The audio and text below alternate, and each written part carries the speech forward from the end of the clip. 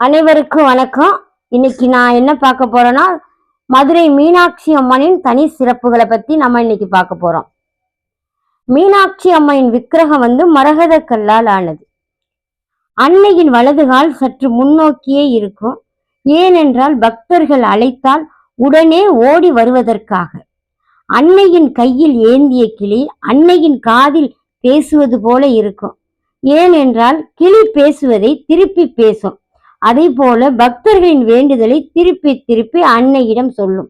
இதனால் நமது வேண்டுதல் விரைவாக நிறைவேறும். அன்னையின் விக்கிரகம் சுயம்பு ஆகும்.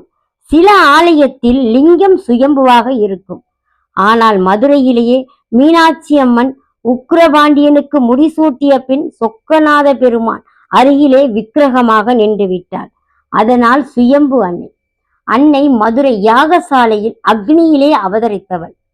அவளின் இயற்பெயர் தடாதகை அங்கேற்கண்ணி ஆகும். பாண்டிய மகாராஜாவுக்கும் மகாராணி காஞ்சனமாலைக்கும் ஒரே மகள். அதனால் பாண்டிய நாட்டின் பேரரசி ஆவாள். இங்கு கர்ப்ப கிரகத்தில் அன்னையின் விக்கிரகம் உயிரோடு இருக்கும் ஒரு பெண்ணை பார்ப்பது போல இருக்கும். அன்னை சிலையாக இருப்பதால் மிகவும் அழகாக இருக்கும். இவளை பார்த்து கொண்டே இருக்க வேண்டும் போல் இருக்கும். அன்னையின் சிலை மிகவும் நளினமாக இருக்கும்.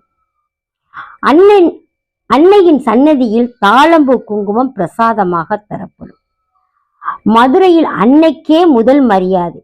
இங்கு அம்பிகையை முதலில் வணங்க வேண்டும், பிறகுதான் சுவாமியை தரிசிக்க வேண்டும். மீனாட்சி சுந்தரேஸ்வரர் மதுரையை அன்றும் இன்றும் என்றும் ஆட்சி செய்பவர்கள் என்பது சிவவாக்கு.